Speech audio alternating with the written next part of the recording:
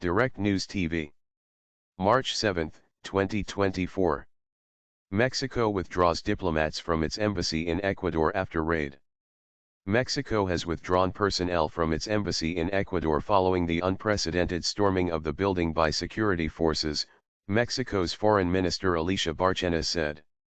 The two countries severed ties after the raid made on Friday in a bid to arrest former Ecuadorian Vice President Jorge Glass, who was sheltering at the embassy.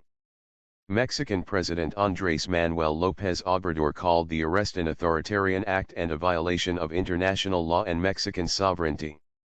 He also instructed Bárcena to suspend diplomatic ties with Ecuador. Shortly afterwards, on Saturday, the Mexican foreign minister announced the immediate suspension of diplomatic ties with Ecuador. Our diplomatic staff are leaving everything in Ecuador and returning home with their heads held high, after the assault on our embassy, Bárcena added on Sunday. The diplomats and their families went to Quito Airport accompanied by the ambassadors of Germany, Panama, Cuba, and Honduras, as well as the president of the Ecuador-Mexico Chamber, and are scheduled to travel on a commercial airline to Mexico City, the country's foreign ministry added in a separate statement. Glass, a 54-year-old left-wing politician twice convicted of corruption, had been holed up in the Mexican embassy in Quito since seeking political asylum in December after an arrest warrant was issued against him. Mexico granted Glass asylum earlier on Friday, before the raid. Equipped with a battering ram, Ecuadorian special forces surrounded the Mexican embassy, and at least one agent scaled the walls, in an almost unheard-of raid on diplomatic premises that are considered inviolable sovereign territory. In a statement, Ecuador's presidency accused Mexico of having abused the immunities and privileges granted to the diplomatic mission that housed the former vice president, and granting diplomatic asylum contrary to the conventional legal framework. Mexico's López Obrador has said that he will file a complaint against Ecuador at the International Court of Justice. His country also denounced physical violence against head of mission Roberto Canseco, who was pushed to the ground by officers while trying to prevent the invasion.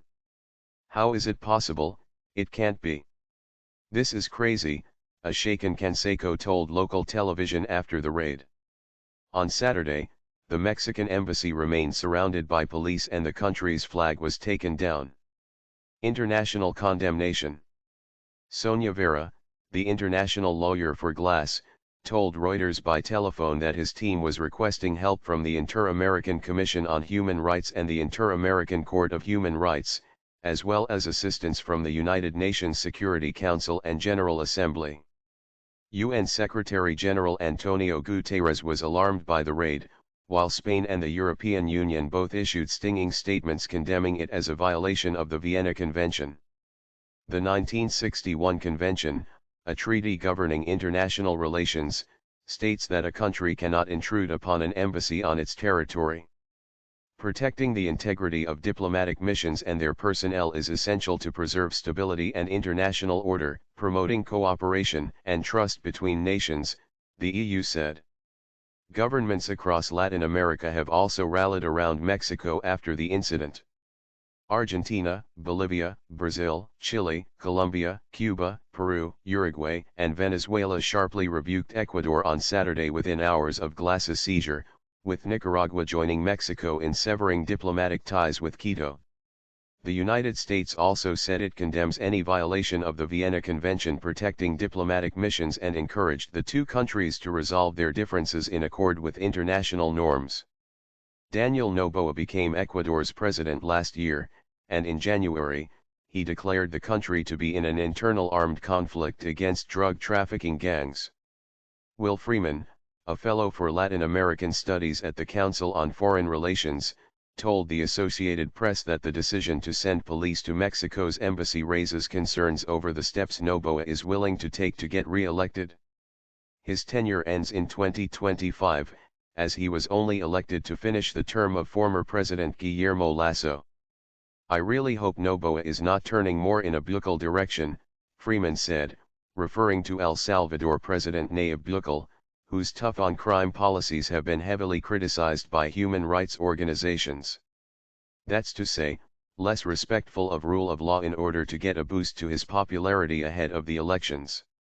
Meanwhile, Vera, Glass's lawyer, said she fears something could happen to him while in custody considering the track record of the country's detention facilities, where hundreds of people have died during violent riots over the past few years. Those killed while in custody include some suspects in last year's assassination of a presidential candidate. In Ecuador, going to jail is practically a death sentence, Vera said. We consider that the international political and legal person responsible for the life of Jorge Glass is President Daniel Noboa Azin. My name is Kingsley. Please like, share, subscribe and hit that notification bell so you can be the first to be notified whenever we post. You won't regret it.